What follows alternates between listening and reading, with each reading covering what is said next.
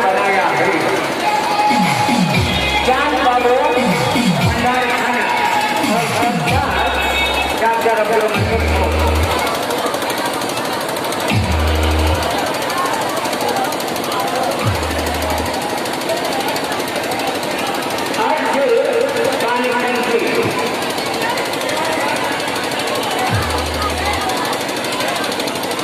ये रात्रि के 9:30 बजे के ऊपर का समय है और इस समय इतनी भीड़ बलरामपुर के विनय वीर चौराहे पर है जिसमें मतलब बहुत सघन लोग खड़े हुए हैं और यहाँ पे 2 पंडाल लगे हुए हैं जिसमें कुछ इनाम बांटने का पता नहीं किस रूप में इनाम बांटने का सिलसिला चल रहा है। जबकि ये इनके कोई सैयद हुसैन थे जिनकी शहादत का ये दिवस है और शहीदी दिवस पे कौन सा इनाम बांट रहे हैं ये तो समझ में नहीं आया।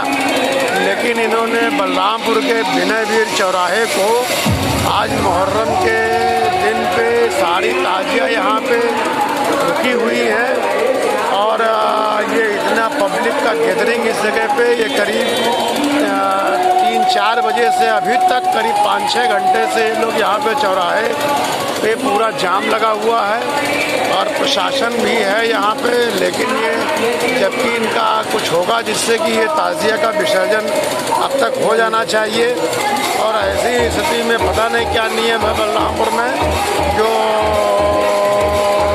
किसी की भी स्वतंत्रता में ये मुझे मादक महसूस हो रहा है। धर्म के आधार पे जो चौराहे को इस तरह से भीड़ में तब्दील कर दिया गया है ये किसी की भी स्वतंत्रता का मेरे को बाधा समझ में आ रही है।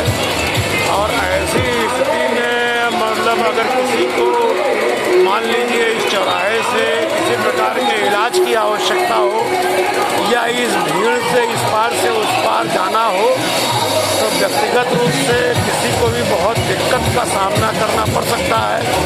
अभी किसी प्रकार की कोई अगर इसमें भगदड़ जैसी समस्या अगर हो तो कौन किधर भागेगा ये तो समझ में नहीं आ रहा है। तो ऐसी स्थिति में इस पर जो है शासन और इनके मुहर्रम के धर्माचार्यों को भी इस पर विचार करना चाहिए कि आगे से भीड़ का चौराहे पे इतना देर तक रुकना कहाँ तक न्याय संगत है और इसका समय अनुसार कोई ज़रूर इनके धर्म में समय की प्रतिबद्धता होगी जिसके हिसाब से ये ताज़िया का इनका मुहर्रम का विसर्जन हो ही जाना चाहिए। जो अब तक मैं ये सुनने में समझ में ये आ रहा है कि रात के 12 बजे तक जो ही वीर विनय चौराहे पर लोगों की गैदरिंग रहेगी और लोग मेरे समझ में ये नहीं आ रहा है कि 2 बजे से या 4 बजे से लगभग 12 बजे रात तक इस चौराहे पे लोग क्या करेंगे।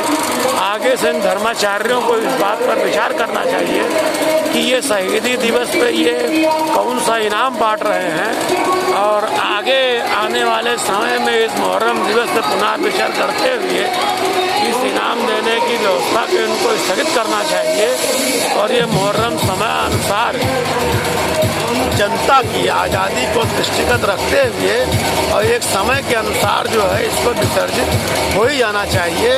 और इस तरह से सड़क का जो है या चौराहों का जो है इस तरह से जो है घेर करके और चौराहे को हाईजैक कर लेना कहाँ तक न्याय संगत है ये शासन को भी विचार करना चाहिए, प्रशासन को भी विचार करना चाहिए और कम से कम आगे आने वाले समय में ये एक मिसाल न बने। इस पर शासन को और मुहर्रम मनाने वाले धर्माचार्यों को बैठ करके विचार करके इसका रास्ता निकालना चाहिए कि चौराहे को मतलब 8-8 घंटे 10-10 घंटे इस तरह से बाधित कर देना कहाँ का न्याय है। धर्मनिरपेक्ष राष्ट्र में एक धर्म के द्वारा और इस चौराहे को पूरा हाईजैक कर लेना किसी भी जिस धर्म का ये मुहर्रम त्यौहार मनाया जा रहा है उस धर्म के लोगों को भी अपनी जन सुविधा की आवश्यकता के लिए इस चौराहे से गुजरना होता है। ये देखिए एक एम्बुलेंस इस भीड़ में से गुजर रही है। कितनी बड़ी समस्या।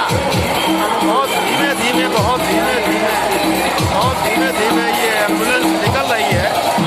और भाई दिव्य एम्बुलेंस के अलावा अगर किसी और को निकलना हो तो कितना दिक्कत होगी। प्रशासन ने एम्बुलेंस को निकालने में मदद की है।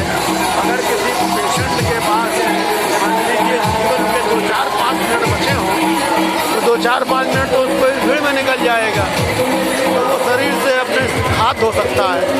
ऐसी स्थिति में इस चौराहे को बाधक बनाना न्याय संगत है कि नहीं न्याय संगत है, ये मुहर्रम मनाने वाले धर्माचार्यों और जिला प्रशासन को तय करना चाहिए। और आगे से इस चौराहे को नियमित रूप से बंधक बनाने से बचा जाना चाहिए।